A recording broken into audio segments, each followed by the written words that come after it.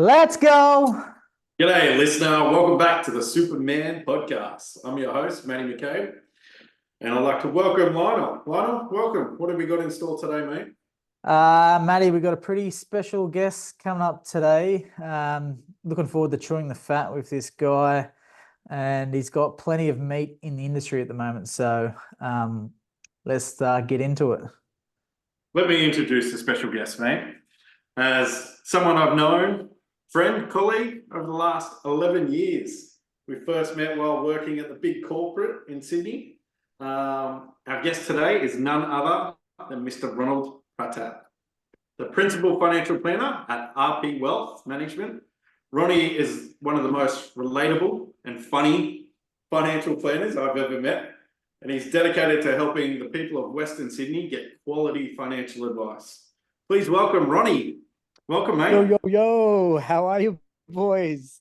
I Good think to see I you, liked mate. Maddie's introduction better. I don't know if there was a lot of small fat jokes like that was in your one, Lionel. A lot of meat. I was like, okay, good. So we're switching it up. I was just chucking those in there lightheartedly. Yeah, I hope that wasn't from ChatGPT.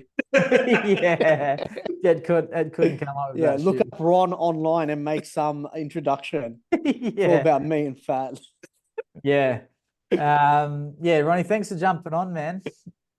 That's It, all right, mate. Good to join you, boys. I love seeing what you guys are doing. You're providing some good advice to Australians, and I think you're doing quite well. I think you are missing a lot of opportunities because Matt's doing a lot of zingers that are just going over Lionel's head. But I think I'm here to change that up. Let's get those ratings up. Thanks, mate. Appreciate that one. that does tend to happen. I'm pretty focused on the question and then I just miss it sometimes. But I think you can pick him up in this episode, Ronnie. So help me out, man. So That's it. where I wanted to talk to you about at the start was just about a little bit about your background, really. Like you and Maddie have worked together for a number of years together, Mhm. and everyone's got their own unique story about business and life in general. But I want you to peel it right back because I have listened to anyone out there that's listening at the moment. Ron does have his own rockstar podcast, the Connect podcast. That is correct. I should have created a poster just so I could hold it in front and with all the hashtags, but You too would have had late it. now. But Yeah. yeah. The Connect podcast, I've been listening to it for a while. It's had how many episodes are you up to? So we're releasing our 5th episode this depending on when this comes out. But yeah, we're up to our 5th episode. So we're starting to bring on our first guest just like you boys have, and we've got some exciting guests lined up. And one of the podcasts you did do, Ronnie, is like where I wanted you to start was with your financial planning journey, was peeling it right back to your first memories of money and how everything started for yourself in life, but then also transition and what are the lessons that you had at the start of your life moving into your business? Yeah. Well, look, I'll take it right back because I guess as a youngster, my financial journey was basically nothing. My mum raised us on a single parent pension, and she did as much as she could to make sure there was food on the table, a roof over our head. But we didn't really get birthday presents, Christmas presents. Like for me, only starting after I started my dating life is when I really birthdays and Christmas and everything started meaning something. For me, it was always a horrible time of year when it was just trying to get over that day because you weren't getting anything and there was no real day about you. But I think, even financial planning for me was not a concept I even heard of. Before this, I was a DJ. While everyone was doing their HSC, I was DJing at clubs till 12 o'clock, 1 o'clock in the morning, and getting my first job and money. It was just getting all the stuff I never got as a kid. Buying a $6,000 Civic, putting $2,500 rims on it, taking out a loan, paying 14%. And then insurance was $2,500. So within 2 years, you've already paid off your car kind of thing. But you never knew any of this stuff because they don't teach you about credit cards, loans, and financial literacy in school. And then as I was like, you know what, DJing's not going to be there forever. I need to look at something. What was your DJ name? DJ Ronnie P. Wicket, wicket. Original. Yeah. It wasn't. I tried a few names, but I thought Ron P was the best, and I think that even went into the financial planning name, RP, Wealth Management. So I'm very original, as you can see. But for me, it was I was thinking about getting into accounting. You know, I was 19 years old. I was thinking what I wanted to do. You know, DJing. I was either going to be a backyard DJ for the rest of my life, or I was going to, you know, break it. And chances of that are very unlikely. So I worked my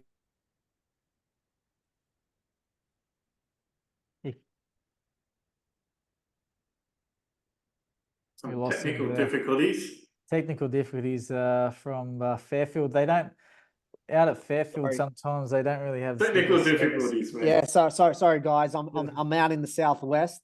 Lionel and Maddie wouldn't know about this being up in those nicer parts of Sydney. So apologies if I do freeze up. Yeah. But as I was saying, just like any Indian, I started in a call center and started Started from the roots. Okay, that's the reaction I was hoping for because I did froze when I made that punchline. Brilliant. Yeah. And you excelled. Oh, look, I was number one.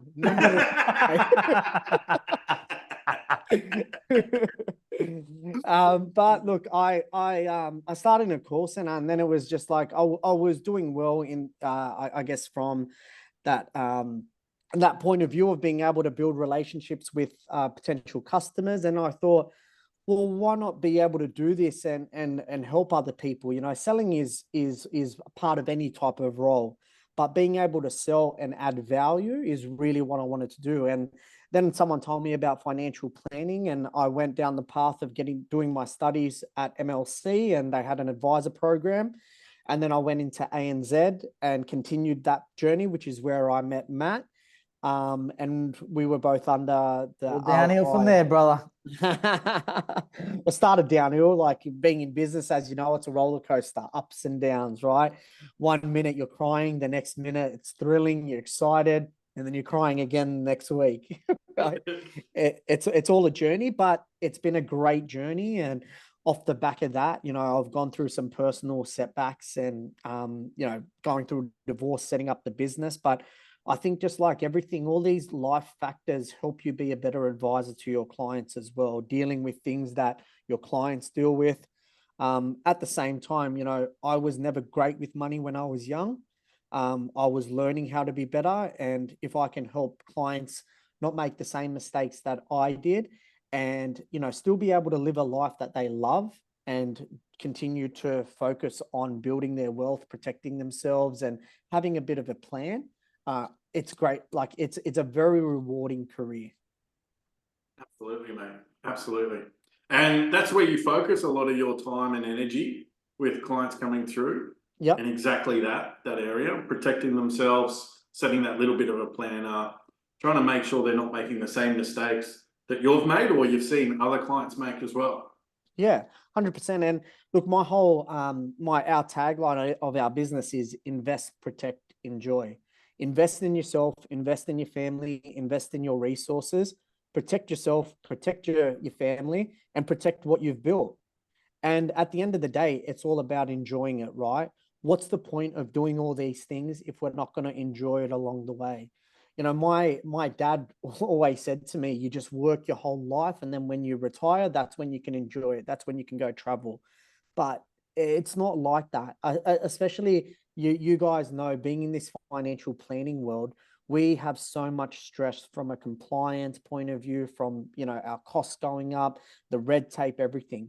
If you're not able to break away from that every now and then, or go on holiday once a year, you're not going to last in this industry for a long time. It's a very stressful one. And as you know, 50% of our industry has left in the last 5 years. that number's only going up. It's not starting to return. So, whatever we can do to keep our mental health in check and our clients' mental health in check, and make them see that financial planning is something that can be exciting and fun, and at the same time allow them to do the things they want. That's what I'm trying to focus on. Man, that's great, because I love getting into all that, like, or not about worrying about all of the financial side of things, but the relationship piece, where you can see people really prosper with what your advice and the value that you're giving to them over time, and the sort of the worries that you take away from them, really. Oh, look, I've got a lot of tradies on my as clients as well, right? And the tradies out west, they love their toys, they love their jet skis, they love their motorbikes. 3 motorbikes aren't enough. There's a 4th one that they need, right? And then it's like going on holidays all the time, going to the pub, and it's like, look, you can have all those things, but maybe keep it to 2 motorbikes instead of 4. Like, just cutting things down and going, you know what, you can have your toys, but put some money away, because what we're seeing now, especially in this construction industry, is all that work that was readily available and easy to get is not there anymore. It's now cutthroat, and that money that was coming in every week, you're now fighting for it. So if you have no backup, no savings, no investments, that's starting to build up that passive income, you're now selling those toys that you've accumulated. You're getting half the value for it. Yep. Would you rather that, or would you rather put your money into something that when you do need to sell it down the track, it's gone up by 50%, it's gone up by 10%, not depreciating in value? And starting to get people to see that. And now, I've helped some clients build, get into an investment property, save for it. Now selling it, paying off their house. Some clients are debt free. Some clients are, onto their 2nd, 3rd investment property. Like, that's very rewarding, and they still love their life. And what's your approach with the tradies? Like, do you I don't know, because every approach is different with different types of clients. I go to my meetings, I go like this. Show off your tattoos. Show off your tats. I'm like you. But it's making the relationship as well. Exactly, right. It's relatable. Make it relatable, and make them feel comfortable. Like, you can't rock up in a suit and tie and talk to them in jargon and technical terms and stuff. You've got to break it down, right? But there's some tradies that are very smart individuals that love that jargon, that are now into investing. So I feel, for me, it's all about rapport building, right? Like, I know I'm not going to do anything wrong by my clients. Like, for me, my approach is the mum and dad approach. If I give advice to my clients, would I honestly give that same advice to my mother, my father, my family or relatives? If I can't honestly do it, I wouldn't give the advice. But at the same time, when you're sitting down with, I guess, business owners, tradies, whoever it may be, it's just all about understanding what's important to them. And it might not be the investments or anything like that, but once you go into, look, I want, a good education for my kids, or I want to make sure that nothing happens to them. So as you drill down into it more, you've got to relay, I guess, the advice and the strategies back to what's important to them. I think that's one of the biggest misconceptions about financial planning and financial advice, is that we're just there to push products or sell products, when exactly what you're talking about, Ron, it's all about goals, what you're trying to achieve, what's important to them, and then reverse engineering everything back to see how all the pieces to the puzzle fit in. 100%. And look, sometimes advisors are seen to say, they're just going to sell you insurance. They're just going to do something with your super. Churn and burn, baby. Churn and burn. But at the same time, the insurance thing is there's such a massive gap between what people should be covered for and what they're actually covered for. And I think with all of us, I've now, since I've opened the business, I've had 5 insurance claims that I've done for clients. So 5 claims from in policies that I've set up, and 5 successful claims where the clients have been paid out.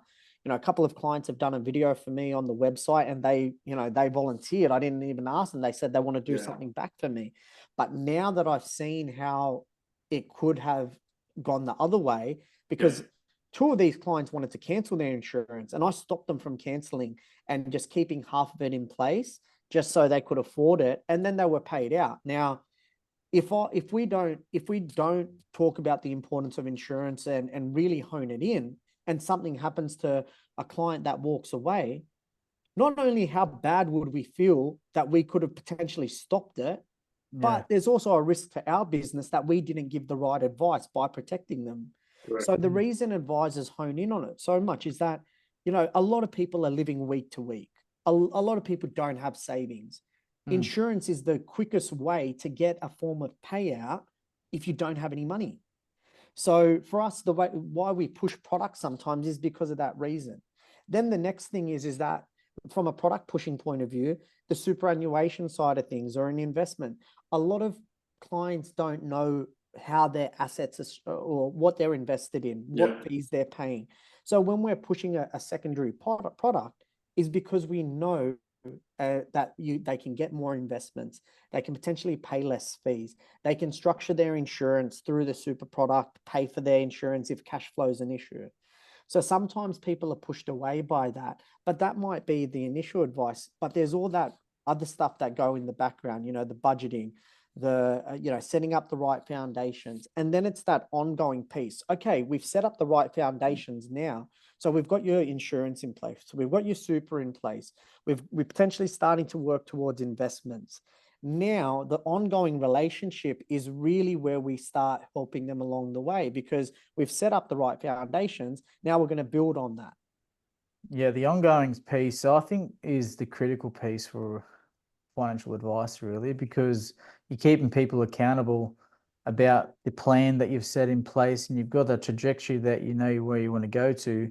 But if they fall off the path and they do something stupid, or something changes significantly in their circumstances, then you can always rope them back in and guide them back to the right path. And that guidance may be, for example, when the markets crash down 30 or 40%, 30%, and they're saying, well, man, what are we going to do here? I want to sell. I don't want to lose all my money. I'm so scared to lose all my money. And that's the biggest fear in the markets, is like markets. It's just, that's the thing with like the differences between property and shares. You know what I mean? Property, there is parts of the market dropping at the moment. Well, but you this is what don't I say really to know the valuation of it, because they're not valued until they've been sold. Yeah, Whereas and this is what I tell clients. I always go back to the Vanguard chart, I think it is. You know, it shows the different asset classes. That's my chart. and what I tell clients is this: like, how often do you price a property? You price it when you're buying it. Purchase. Yep. You price it when you're selling it, and in between that, old Johnny across the road has put a patio on his property and he's selling it for 2.5. So your property technically should be the same value then. Old Johnny is whatever someone else's property is being sold for.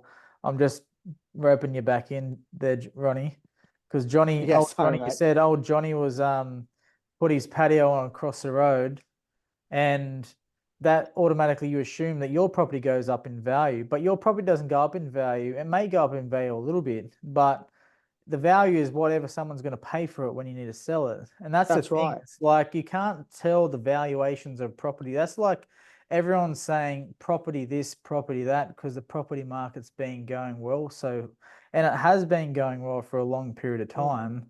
But if you price it every day, just like you price shares, you notice the same movements, right? It's only because people are leveraging their money. You're not putting $400,000-$500,000 in shares, right? You're usually putting what money you have from your personal pocket. Yeah. With property, you're leveraging, so you're taking out debt, and it's a larger amount, so you notice the gain more. You could get the same gain from shares even if you put like an index fund. But no one's taking out a loan for $800,000 to do it, especially if they're everyday investor, right? It'd be interesting to see the leveraging and impact on an index fund over the 20 years comparison compared to property. Well, I did do one for my client, and we compared education bond compared to investment property for 10 years. Oh yeah. Education bond came out better. Once you Yeah. take capital gains tax off, all the buying and selling costs, all that type of thing. And all the additional costs inside buying a property, land tax, if you have land tax, stamp duty, agent fees, insurance. But what All about this, if I negatively gear? yeah, Mate, no, yeah. How many times have you heard that? Yeah. Mate, the My amount of accountant told me to get a property, so Yeah. my tax gets reduced. My 60-year-old multimillionaire grandma's doing negative gearing. Can I do it as well?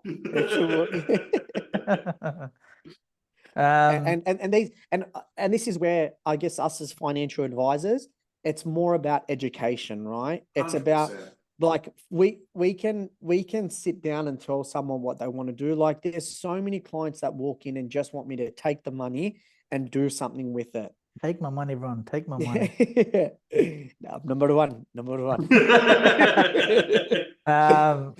But Yeah. it's from like you want to know that your client's not worried about what you're doing, right? You would hate, like for me, I would hate to think that my client's thinking, what is Ron doing with my money?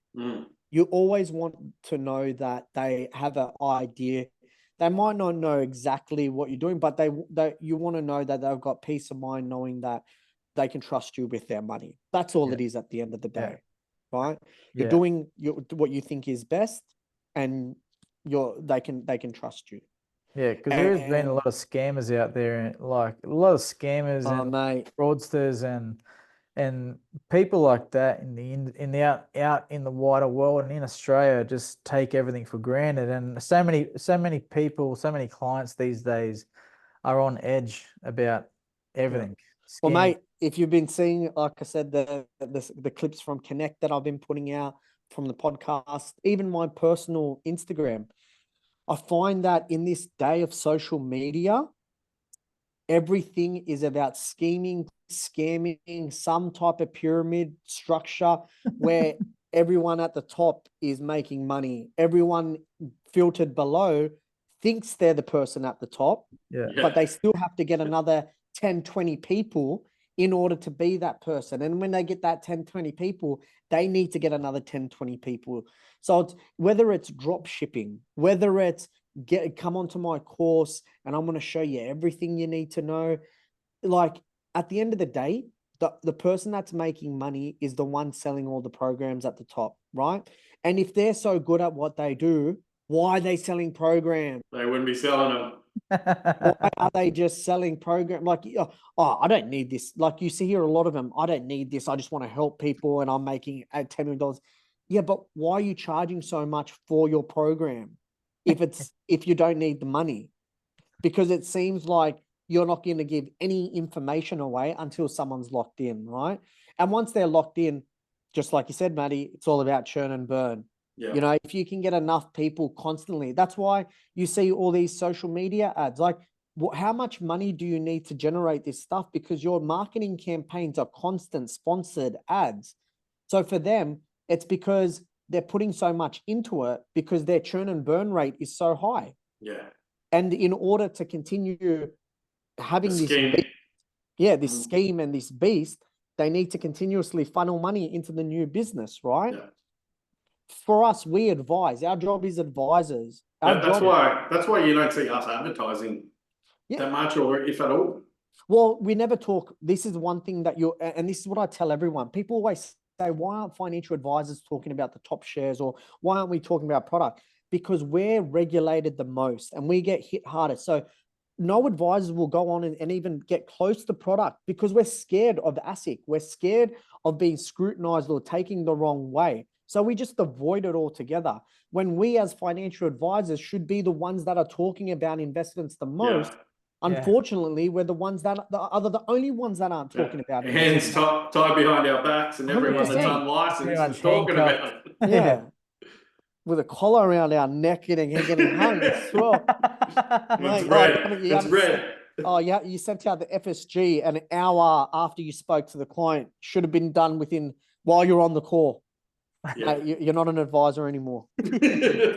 So what is a simple message for those people of the get rich get rich quick schemes. F off. Yeah. Sorry, can you afford beeps in this pod?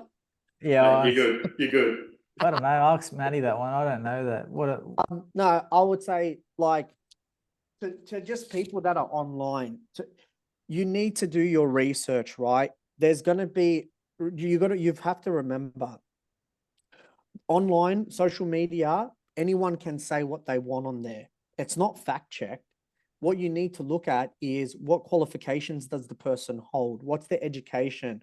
Maybe, type in their name, write reviews. We know for us, our reviews mean everything because we're not advertising, right? So our reviews are on the advisor ratings platform, which is, a national platform for advisors. Which we don't control, right? Platinum, it's independent. baby. I'm Platinum. Platinum, baby. I don't think I've got one review on there. But like we've got platforms like that, we've got Google, but we're also we're ASIC registered. If we've got any issues, it's going to come up on the ASIC register. So we're held to a very high degree from that regard, right? Yeah. These other people, if they're not financial advisors, they're not licensed, right? Then you've got to look at, if they're not licensed, what form of recourse is there if something goes wrong? And if they're not even in Australia, there's no recourse. If someone takes your money in some crypto investment and you've handed that money over, chances are you're not getting it back. You hand over money to me or to the business and something goes wrong, you take it to ASIC, you could potentially fight it and get your money back, right? But that's the other thing, right? We never touch money. It's always in the client's name. They're always in control and they always have access. It goes to the licensee. Never goes to us, goes to the licensee, goes to the platforms. We never touch the money unless we never touch it at all. I think that's a big differential between some of these schemes is it's never us. Like if we get hit by a bus, their investment's still there. At the end of the day, investment's still there. Yeah, clients say to me, what if something happens to you? Because look, it is a risk when a client comes and sees you because they're seeing you for you, right? Our clients sometimes don't even care about the brand. They don't care about RP wealth management. They don't care about the rest of the stuff. They want to know if something happens to me, what happens to their money or what happens to the investment, what happens to who gives them advice. And I always say to them, nothing will change if something does happen. I've got a business in place that someone can step in and take over from me and continue to operate the business because we've set it up in that way.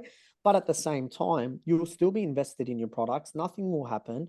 I can't take your money and go run off to Bahamas. Like there's checks, balances, legislation in place that stops that. On social media, it's unregulated. There has been a lot of regulation after COVID because there was a lot more scams and schemes and people working from home, thinking that they need a plan B. There was a lot of people that took advantage of that. Now you have to disclose if you're linked to any, investment providers and things like that. Unfortunately, the people that have the biggest following are the ones, and they're not always going to be good. They're the ones that are going to be offered to link with banks, to link with, new investments. They're not looking at financial advisors that, like me, that have 800 followers or something.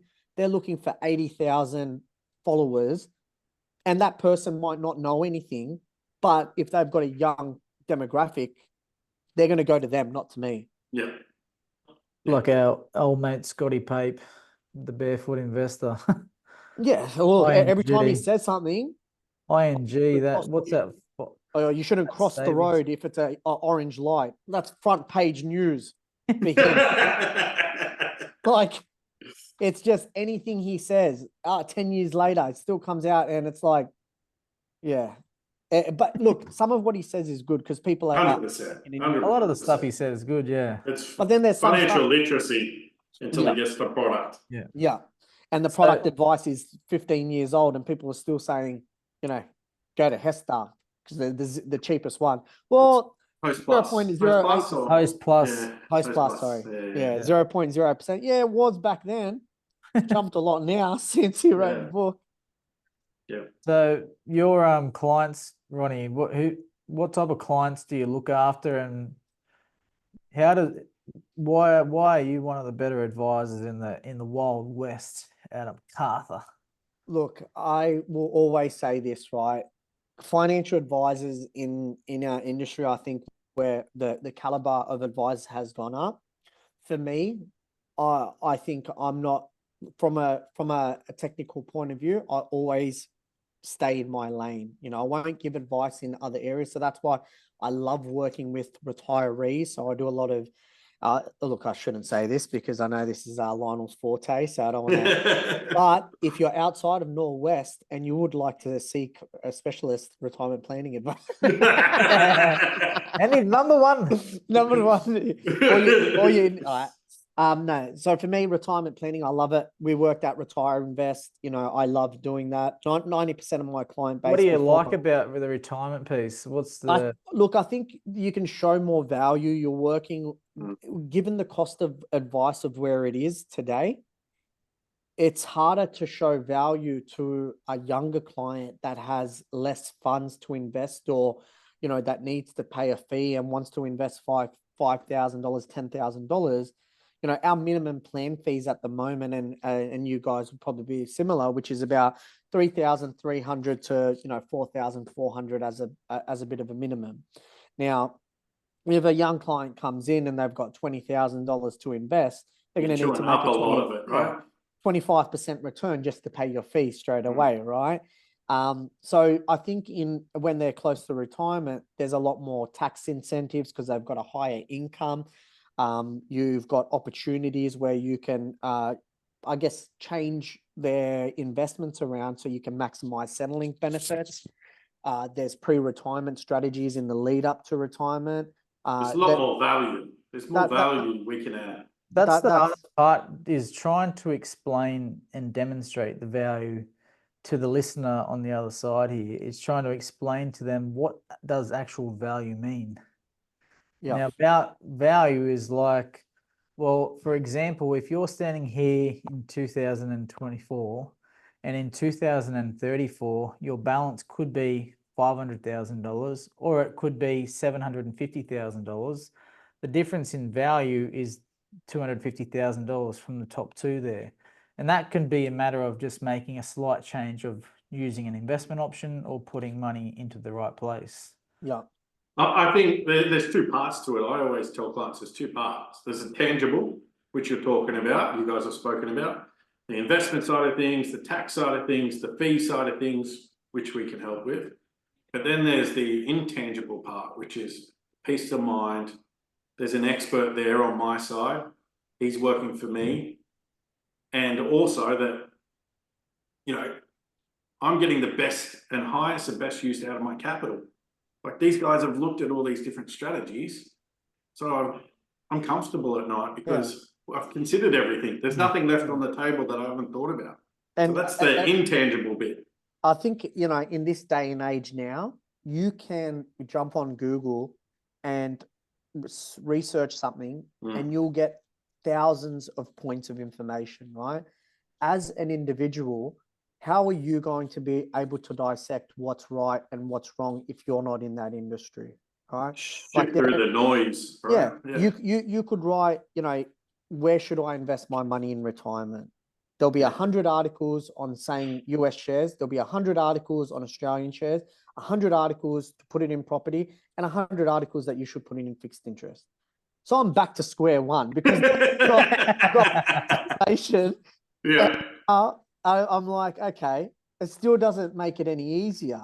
So for me, like, a client comes to me, okay, I've read the same articles that you've looked at as well, but I know based on past performance, based on market outlook, based on the current rates here, based on diversification. So we're starting to put all that, what we've gathered as well, and we're putting our knowledge onto it on what we think is appropriate based on where we are at this current point in time. And where ongoing advice is most important is that from today to a year away, legislation can change. Centrelink rules can change.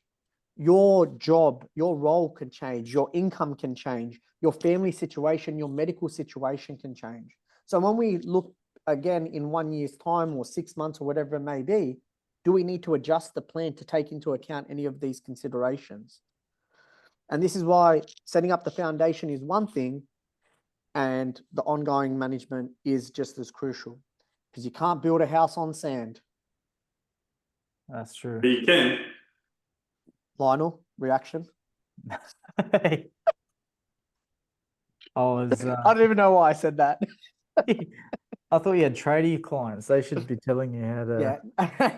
set up your foundations. Even with the tradie clients, I love working with them, because it doesn't have to, not everything these days doesn't need to be a large upfront amount, right?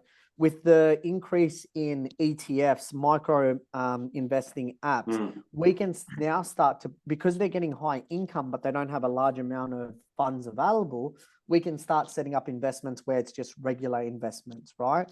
Then they start seeing it after 12 months, 2 years, 3 years. Now they're really starting to see the value in it, especially with investment bonds, right?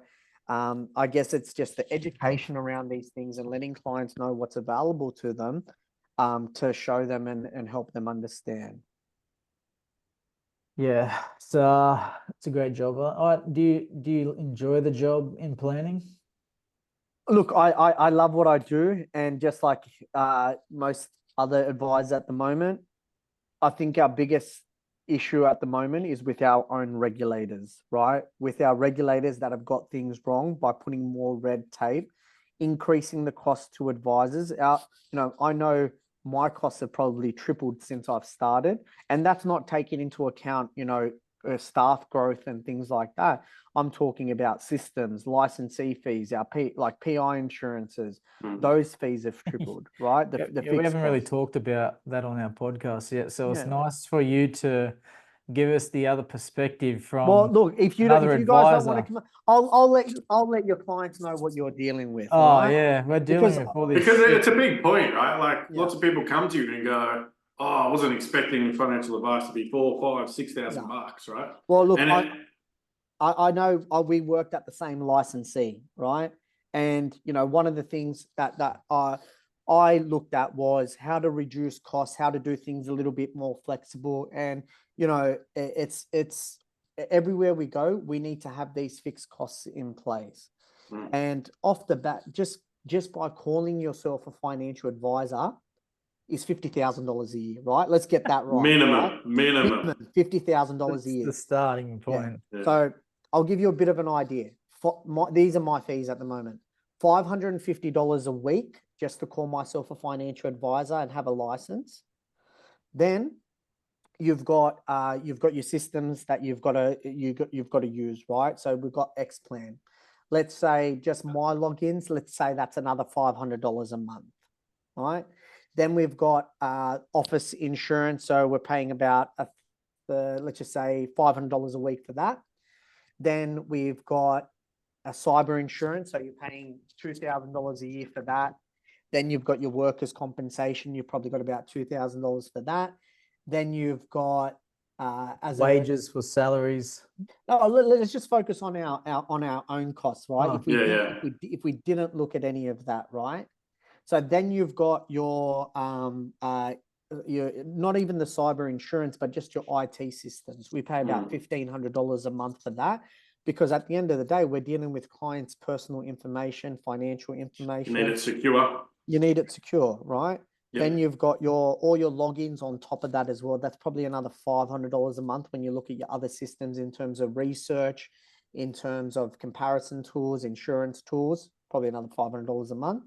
Then you've got actually, I've written it all down here because I was covering it all off. Then you've got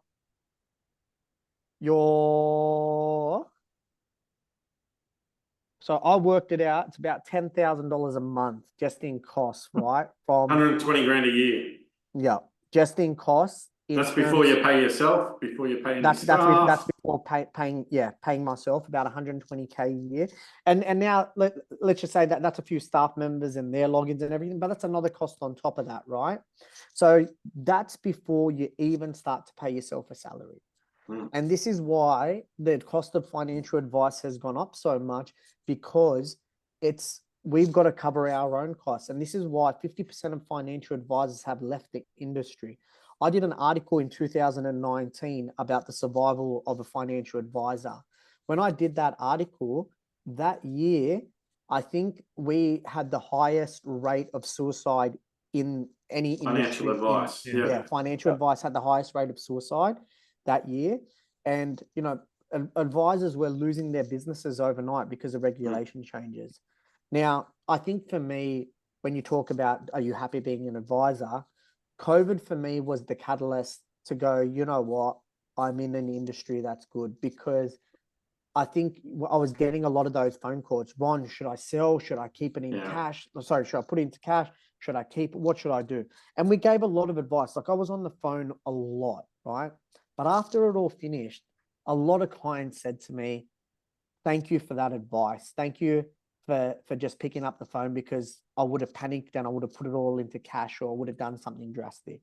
And to hear that love, and to hear, get that recognition when you just kind of go through things and you feel like you're not getting that love, it was good to hear that. And also during COVID, we went through our biggest rate of growth in that time. From 2020 to 2022, we like doubled our client base. And I think it's because a lot of people realized they didn't have a plan B. COVID. They were relying on the government, right? 100%. And a lot of people relied on just their job. I've got a high paying job. It's always going to be there. My job's secure. I don't have to worry. I think a lot of people realized that they didn't have their insurances in order. They didn't know how their super was invested, or they needed to potentially push back retirement because they didn't know what the impact to super was going to be. They didn't have any passive income streams set up, or weren't going towards building up passive income streams. So all these things, a lot of people realized when they were at home, I need to do something about this. I need to start working towards it. So a lot of people had time to do their own research. And this is where a lot of scheming and scamming happened, because as people were researching and starting to go into investments, it was easy to set it up online, doing it online. And that's where a lot of regulation came after that. But I think, that for me was like, because I was going through a divorce when I set up the business. And for me, it was hard to kind of go, why am I doing this all when I don't have anyone to share this with? For you guys, like when you set up the business and everything, you celebrate your wins, you go home, you talk to your loved one, and you kind of, get a bit of, hey, this is what I've done today. I've signed up this new client, or the business is going, like I've opened a new, like you get excited, right? You know how it was going back to mum's house in my 2x2 meter room? Mum's always going to be happy with me, but it was hard going through a divorce. And it's like, oh, I'm so proud of you. Like, Mum, I don't want to hear it. Like, what's for dinner? I don't want to eat a banana. I told you. But for me, that was hard. Being a financial advisor, then moving back home, and it was like 6 months turned into 1 year, turned into I think it was 2 years at the end. But I put all my energy and effort into the business. I reinvested back into the business. Now we've got 2 offices, we've got staff. My personal wealth is doing well, but that's because I stayed focused on this path as well. One path. Right. One path. Well, that's good. All your business success, it's a lot of sacrifice that you put in, Ron, at the start. So that's why you're reaping the rewards now. But the rewards that you're reaping now, how do you reap them in terms of your clients now? Because you are the king of networking, I would say, and you've got out there and you've been very active in those roles. Tell us a bit about that. Look, and I always tell my clients this as well, because I think networking as finance professionals, I think it's always needed.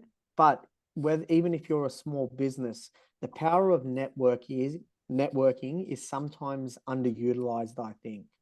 Because even with my tradie clients, they hate getting up, they hate speaking, they hate going to a new group of people. And there's some people that it's taken years for me to keep inviting them to networking events that we've had. And once they've come, they've signed up, they've been great members, and they've continued it for years. Even Ben, who's on the podcast with me, Which one's he? Is he the shadow box guy? Yeah, so he's the fitness instructor, right? Yeah. I used to go to high school and primary school with him.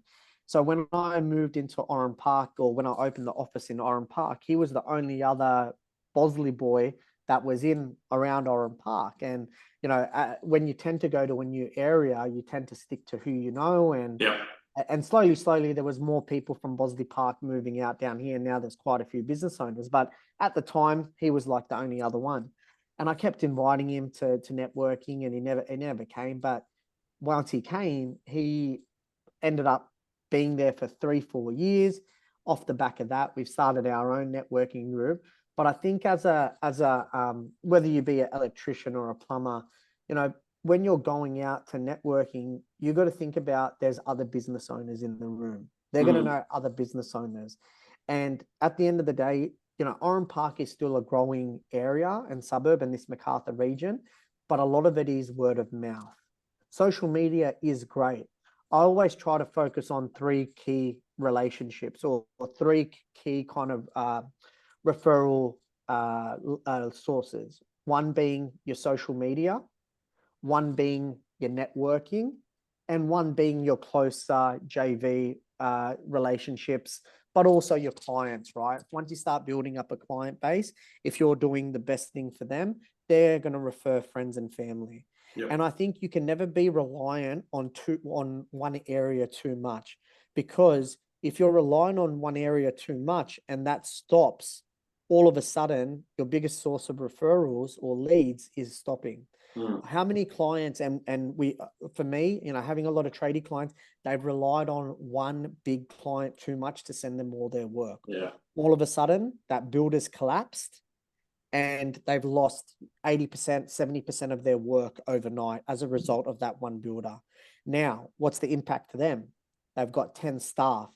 They've got multiple cars. Now they have to start getting rid of staff. They need to start getting rid of assets. They need to bring it all back. And they haven't done anything on social media because they've never had to do it. They haven't done anything from a networking. Yeah. They've never had to do it. Now they have to start up a page. You know, they don't know how to do social media, so they need a marketing manager. All of a sudden, your costs are going up because you never did the little things at the start.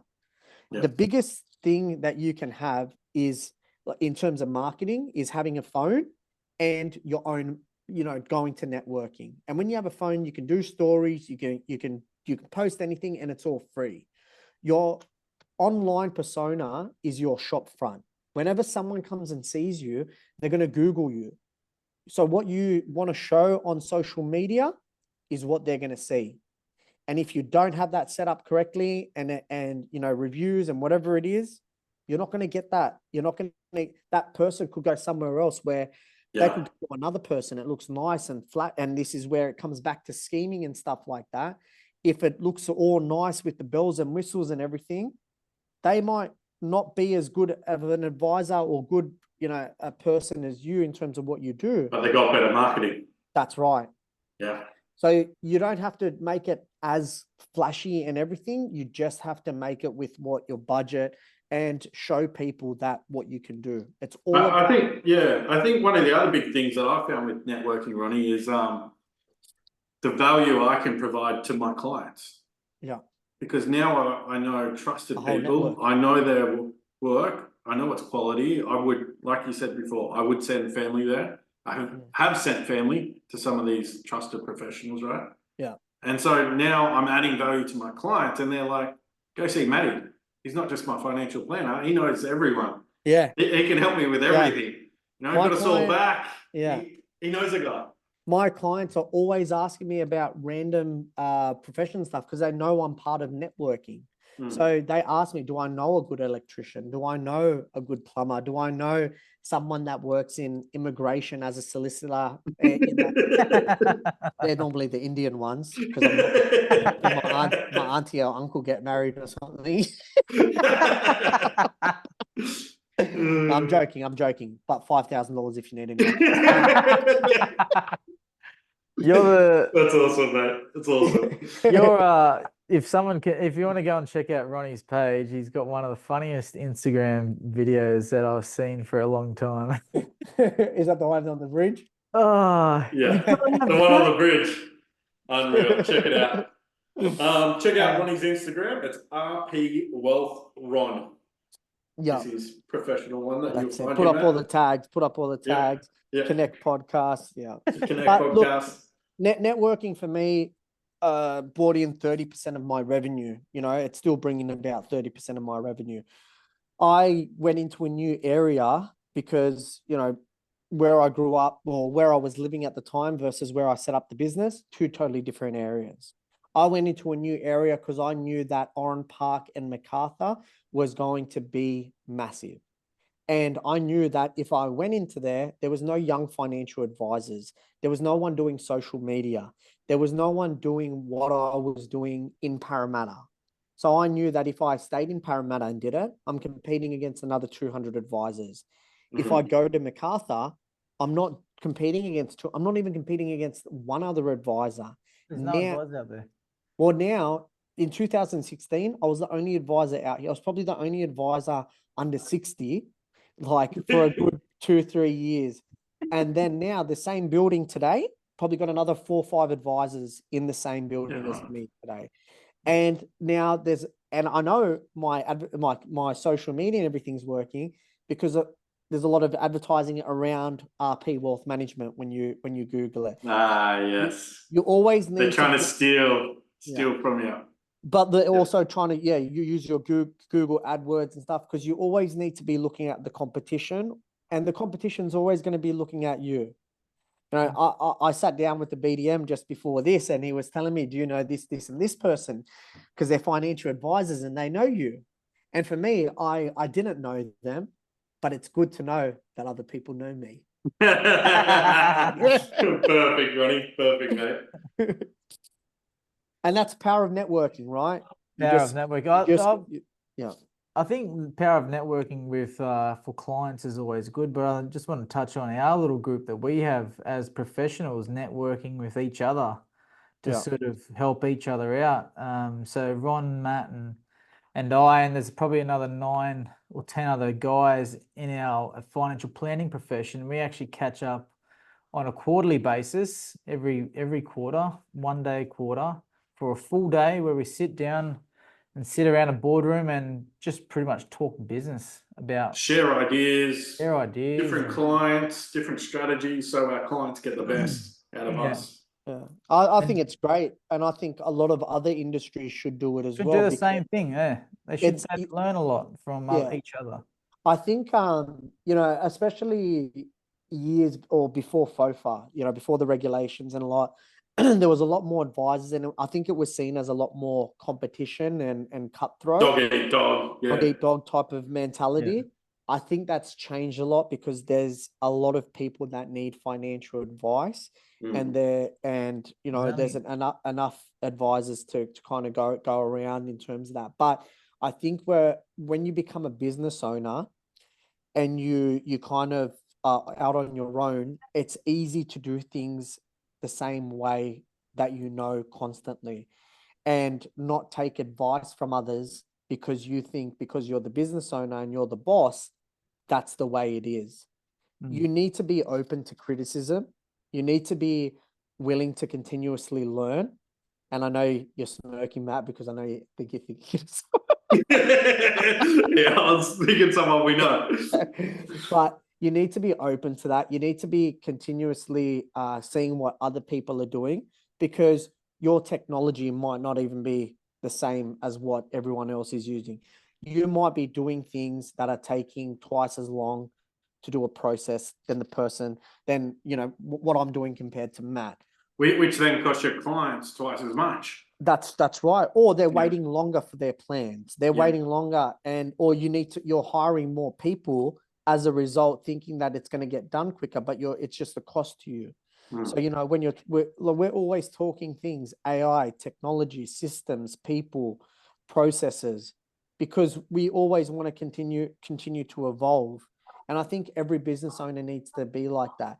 And it doesn't necessarily mean that everything's going to cost money. What can you do that doesn't cost you anything? What that does cost you something? What can you change that you've already got that might be easier? Yeah, I think it's just the evolution of becoming better as a person, business owner, you know what I From mean, a over man time. to a Superman. Well done. Man, it was Superman. I heard this thing the other day about that type of environment, and he said, would you prefer a specialist doctor that goes to regular training every year compared to one that doesn't, that's going to do your surgery? You think, well, I'd rather use someone that's a specialist that's going to regular training and updating themselves. And that's part of that wider group, that international group that you guys are going to come to next year. Yeah. Yep. Me baby. Miami, baby. Yeah, look, we are always having to do the training and legislation changes all the time, but it's very hard, especially you guys know that when you're the business owner, you don't have time to continuously check all these systems and updates and everything.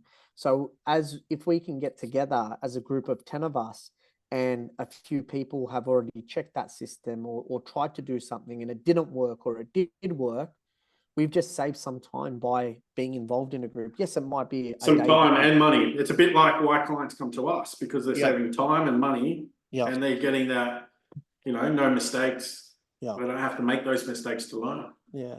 I think you always need to have people in your own industry that you can see as a source of information. It's also truth Because as well. yeah, you're not going to know everything, and you need to be open to always evolving, basically. And I think it's a good mark of professionalism or tradesman that you're actually forever trying to get better over time. So if you're dealing with someone that's not looking to improve their improve themselves over time, then how are they going to get better over time? Yeah. Yeah. 100%. So Maddie, Ronnie, off topic. We heard your golf game's pretty sharp. Oh, try to be, Yeah. mate. Try to be when I can. Uh, You guys, as part of your networking group, you do like to get out and have a game of golf? Yeah, so we like to take either referral partners. I get on the course with some clients as well, Oh, where really? I can. Yeah. So it's always a good thing, being able to manage their money and hit their financial goals is one thing, but we're creating long-term relationships, and you want to be able to for your client to feel comfortable when they're with you, and it's new to them as well. Sometimes these clients that are seeing you for the first time. So, after a couple of years or so, or even within the first couple of years, you want to be able to do that. And even from an networking point of view, golf is great. You just relax. It's sometimes the time that you can talk. It's kind of like therapy in a way, right? It Like is. we were, I was playing with a couple of the guys from the podcast, and we were going around and we were with a few other guys, and we were having some great conversations. Like, we should have hooked up a mic and started recording, because you talk about your home life, you talk about your business, you talk about everything, and sometimes it's an avenue where you can't. You're a bit more relaxed. You're a bit more 100%. relaxed in that environment. Yeah. And like we did an episode on mental health and how it's there's all these causes and things, but there is still a massive mental health issue in Australia. And I think it's just being able to talk, and I think having avenues of where you can talk, and, being at the golf course is one, it's just a way to just relax and just forget about it all. It's great. I love getting out on the course. I think we got to do one of our catch-ups on the course. 100%. Yeah. Maybe we can do if you get any viewers off this episode of me, maybe we can do the next one on the golf course. Yeah. Sounds good, mate. Sounds good. So yeah, anyway, Ronnie, thanks for jumping on. Is there any last thoughts or any last piece of advice that you can give some value or some nuggets of gold to our listeners out there in the wide world? Oh, look, I think, if your clients of Lionel and Maddie over here, I think you're dealing with the best from Norwest to Newcastle. But look, I think if we go back to anyone seeking financial advice, do your research, look at someone's ASIC history, or if they are even registered. A lot of these people that are selling you investment scams aren't even registered with ASIC and calling themselves financial consultants or money coaches. Money coaches, because they can't say financial advisor, but they're trying to represent themselves as financial advisor. Always have a look at reviews, always do your own research. From a networking point of view, if you're a small business owner, I think look at the avenues that you can network. You know, we created, and I don't want to push Connect, but it's our motto, right? Connect it. We've started focusing on more social networking events, right? So, you know, there's some groups out there that you get up, you have a name tag, you have to talk, and people don't want to talk. With our groups, it's more social events. Everyone's a little bit different. We did lawn bowls. We did, we're planning an amazing race around Camden at the end. That's pretty cool. So we're getting all the businesses in Camden involved, and you do a bit of an amazing race around Camden, right? So every event that we do, we're trying to do something different. We did speed networking. So there was 40 business owners in the room. You spent a minute with each one. By the end of it, you've met 40 people, and there was a lot of connections made in that room. Mm. So it's find networking that's right for you. Don't get put off if you go to a group and go, this is not for me. Because every group is different. People are different. You might go to one and everyone's over 50, which was my first experience. I'm this little Indian with 6 foot what, you know, Caucasians, and I'm like trying to get under armpits so I can.